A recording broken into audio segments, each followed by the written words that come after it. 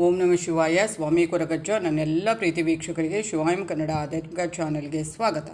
ತುಪ್ಪದಲ್ಲಿ ನೆನೆಸಿಟ್ಟ ಕರ್ಪೂರವನ್ನು ಸುಟ್ಟರೆ ಏನೆಲ್ಲ ಪ್ರಯೋಜನ ಇದೆ ಅನ್ನೋದ್ರ ಬಗ್ಗೆ ಉಪಯುಕ್ತ ಮಾಹಿತಿ ಕೊಡ್ತೇನೆ. ಅದಕ್ಕಿಂತ ಮುಂಚೆ ಏನು ಮಾಡಬೇಕು, ನನ್ನ ಚಾನಲ್ ನೋಡೋದು ಮಾತ್ರಲ್ಲ, ದಯವಿಟ್ಟು ಸಬ್ಸ್ಕ್ರೈಬ್ ಮಾಡೋದನ್ನು ಮರಿಬೇಡಿ. ಸಬ್ಸ್ಕ್ರಿಪ್ಷನ್ಸ್ ಫುಲ್ಲಿ ಫ್ರೀ ಆಗಿರುತ್ತೆ. ಲೈಕ್ ಮಾಡೋದನ್ನು, ಶೇರ್ ಮಾಡೋದನ್ನು ಮರಿಬೇಡಿ, ಅದು ಕೂಡ ಫ್ರೀ ಆಗಿರುತ್ತೆ. ಹಾಗೆಯೇ ಆದಷ್ಟು ಲೈಕ್ ಮಾಡಿ, ಶೇರ್ ಮಾಡಿ. ಇದು ಉಪಯುಕ್ತ ಮಾಹಿತಿ ಇರುವಂಥವೇ ವಿಡಿಯೋ ಆಗಿರುತ್ತೆ.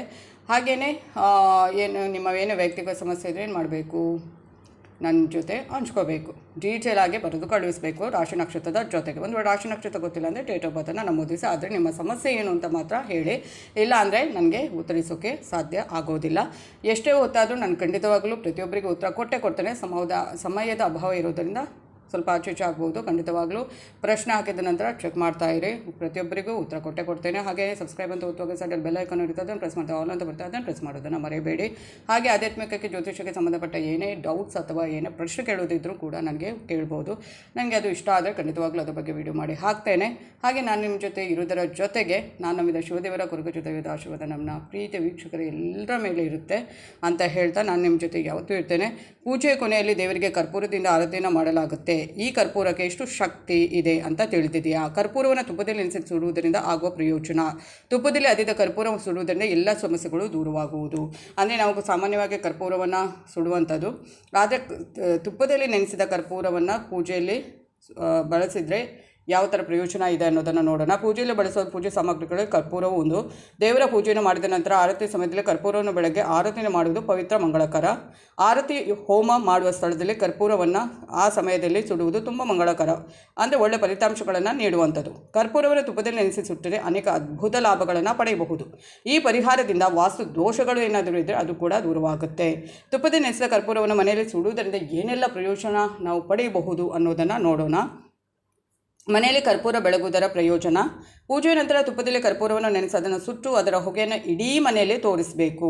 ಕರ್ಪೂರದಿಂದ ಹೊರಬರುವ ಹೊಗೆಯು ತುಂಬ ಮಂಗಳಕರ ಪರಿಣಾಮವನ್ನು ಬೀರುವಂಥದ್ದು. ಇದರ ಹೊಗೆ ಮನೆಯ ಸಮಸ್ಯೆಗಳನ್ನು ದೂರ ಮಾಡುತ್ತೆ.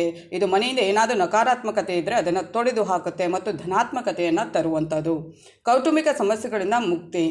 ಕುಟುಂಬ ಸದಸ್ಯರಲ್ಲಿ ನಡೆಯುತ್ತಿರುವ ಜಗಳಗಳಾಗಿರ್ಬೋದು ಅಥವಾ ಏನೇ ವಿವಾದಗಳಾಗಿರ್ಬೋದು ಅದನ್ನು ಹೋಗಲಾಡಿಸಲು ತುಪ್ಪದಲ್ಲಿ ನೆನೆಸಿದ ಕರ್ಪೂರವನ್ನು ಮನೆಯಲ್ಲಿ ಸುಟ್ಟರೆ ಅದೆಲ್ಲ ನಿವಾರಣೆ ಆಗುತ್ತೆ ಮತ್ತು ಇದು ಸಂಬಂಧಗಳ ಮೇಲೆ ಸಕಾರಾತ್ಮಕ ಪರಿಣಾಮ ಬೀರುವ ಪರಿಸರದಿಂದ ನಕಾರಾತ್ಮಕತೆಯನ್ನು ತೆಗೆದುಹಾಕುತ್ತೆ. ಅಂದರೆ ಇದು ಕುಟುಂಬದಲ್ಲಿನ ನಕಾರಾತ್ಮಕತೆಯನ್ನು ತೊಡೆದು ಹಾಕುತ್ತೆ ಮತ್ತು ಸಂಬಂಧಗಳ ನಡುವೆ ಪ್ರೀತಿ ಸೃಷ್ಟಿ ಆಗುವಂತೆ ಮಾಡುತ್ತೆ. ನಕಾರಾತ್ಮಕತೆಯನ್ನು ದೂರಾಗಿಸುವುದು. ಕರ್ಪೂರನೇ ತುಪ್ಪದಲ್ಲಿ ನೆನೆಸಿ ಸುಡುವುದರಿಂದ ಹೊರಹೊಮ್ಮುವ ಹೊಗೆಯು ಮನೆಯಿಂದ ನಕಾರಾತ್ಮಕತೆಯನ್ನು ತೆಗೆದುಹಾಕುತ್ತೆ ಮತ್ತು ಧನಾತ್ಮಕತೆಯನ್ನು ಹೆಚ್ಚಿಸುತ್ತೆ. ಇದು ಮನೆಯ ಪರಿಸರ ಮೇಲೆ ನೇರ ಪರಿಣಾಮ ಬೀರುವಂಥದ್ದು. ತುಪ್ಪದಲ್ಲಿ ಅದ್ದಿದ ನಂತರ ಕರ್ಪೂರವನ್ನು ಸುಡುವುದರಿಂದ ಮನೆಯಲ್ಲಿ ದಿನವಿಡೀ ತುಂಬ ಆಹ್ಲಾದಕರವಾದ ಸುವಾಸನೆಯು ಮನಸ್ಸಿಗೆ ಸಂತೋಷವನ್ನು ನೀಡುವಂಥದ್ದು. ಮನೆಯಲ್ಲಿ ಶಾಂತಿ, ಸಂತೋಷ ನೆಲೆಸಲು. ಕರ್ಪೂರವನ್ನು ತುಪ್ಪದಲ್ಲಿ ನೆನೆಸಿ ಅದನ್ನು ನಿಯಮಿತವಾಗಿ ಸುಡುವುದರಿಂದ ಮನೆಯಲ್ಲಿ ಶಾಂತಿ, ಸಂತೋಷ ಸೃಷ್ಟಿಯಾಗುತ್ತೆ. ಮತ್ತು ಬೆಳಗ್ಗೆ ಸಂಜೆ ಪೂಜೆ ನಂತರ ನೀವು ಏನಾದರೂ ಈ ಪರಿಹಾರವನ್ನು ಮಾಡಿ ಮತ್ತು ನಿಮ್ಮ ಮನೆಯ ಮೂಲೆಯಲ್ಲೂ ಇದರ ಹೊಗೆಯನ್ನು ತೋರಿಸಿ. ಹೀಗೆ ಮಾಡುವುದರಿಂದ ಮನೆಯಲ್ಲಿ ಸುಖ, ಶಾಂತಿ, ನೆಮ್ಮದಿ, ಸಮೃದ್ಧಿ ನೆಲೆಸುತ್ತೆ ಖಂಡಿತವಾಗ್ಲೂ. ಆದರೆ ನಾವು ಏನೇ ಮಾಡೋದಿದ್ರು ನಾನು ಯಾವತ್ತೂ ಹೇಳ್ತೇನೆ, ಒಂದು ಮಂತ್ರ ಆಗಿರ್ಬೋದು ಅಥವಾ ಪೂಜೆ ಪುರಸ್ಕಾರ ಮನೆಯಲ್ಲೇ ಆಗಿರ್ಬೋದು ಅಥವಾ ದೇವಸ್ಥಾನದಲ್ಲಿ ಏನೇ ಮಾಡಿದರೂ ಕೂಡ ನಾವು ದೇವರಿಗೆ ಕೈ ಮುಗಿದಾಗಿರ್ಬೋದು ಅಥವಾ ಹರಕೆ ಕೊಡುವುದಾಗಿರ್ಬೋದು ಅಥವಾ ಮಂತ್ರವನ್ನು ಪ್ರತಿಯೊಂದನ್ನು ಭಕ್ತಿಯಿಂದ ನಂಬಿಕೆಯಿಂದ ಮಾಡಿದರೆ ಖಂಡಿತವಾಗ್ಲೂ ಅದರ ಒಂದು ಒಳ್ಳೆ ರಿಸಲ್ಟ್ ನಾವು ಪಡಿತೇವೆ. ಏನೋ ಮಾಡಬೇಕು, ಏನೋ ಕಾಟಾಚಾರಕ್ಕೆ ಮಾಡಬೇಕು ಅಂದರೆ ಏನೂ ಆಗೋದಿಲ್ಲ. ನಂಬಿಕೆ ಇದೆಯಾ, ಭಕ್ತಿ ಇದೆಯಾ, ನಿಷ್ಠೆಯಿಂದ ಪ್ರಾಮಾಣಿಕತೆಯಿಂದ ಮಾಡ್ತಾ ಇದ್ದೀರಾ, ಖಂಡಿತವಾಗ್ಲೂ ಅದರ ಪ್ರತಿಫಲ ಒಳ್ಳೆ ರೀತಿಯಲ್ಲಿ ಸಿಗುತ್ತೆ. ವಾಸ್ತುದೋಷ ದೂರ ಆಗೋದು. ಸಾಮಾನ್ಯವಾಗಿ ಮನೆ ಕಟ್ಟುವ ಸಮಯದಲ್ಲೆಲ್ಲ ವಾಸ್ತುದೋಷಗಳು ದೂರ ಆಗುತ್ತದೆ ಅಂತ ಹೇಳಲು ಸಾಧ್ಯವಿಲ್ಲ. ಕೆಲವೊಂದು ವಾಸ್ತುದೋಷಗಳು ಹಾಗೆ ಉಳಿದು ಬಿಡುತ್ತೆ. ಅಂತಹ ಸಂದರ್ಭದಲ್ಲಿ ಕರ್ಪೂರವನ್ನು ತುಪ್ಪದಲ್ಲಿ ನೆನೆಸಿ ಸುಡುವುದರಿಂದ ಮನೆಯ ವಾಸ್ತುದೋಷಗಳು ನಿವಾರಣೆ ಆಗುತ್ತೆ. ಅಂದರೆ ಮನೆ ಕಟ್ಟುವಾಗ ಎಲ್ಲದರಲ್ಲೂ ಪರ್ಫೆಕ್ಟಾಗಿ ವಾಸ್ತುದೋಷ ಇಲ್ಲದೆ ಮನೆ ಕಟ್ಟಲಿಕ್ಕೆ ಆಗೋದಿಲ್ಲ. ಮನೆ ಎಷ್ಟೇ ನಾವು ದೋಷ ಇಲ್ಲದಾಗೆ ಕಟ್ಟಿದ್ರು ಎಲ್ಲೋ ಒಂದು ಉಳಿದು ಹಾಗೇ ಇರುತ್ತೆ ಆ ದೋಷಗಳು.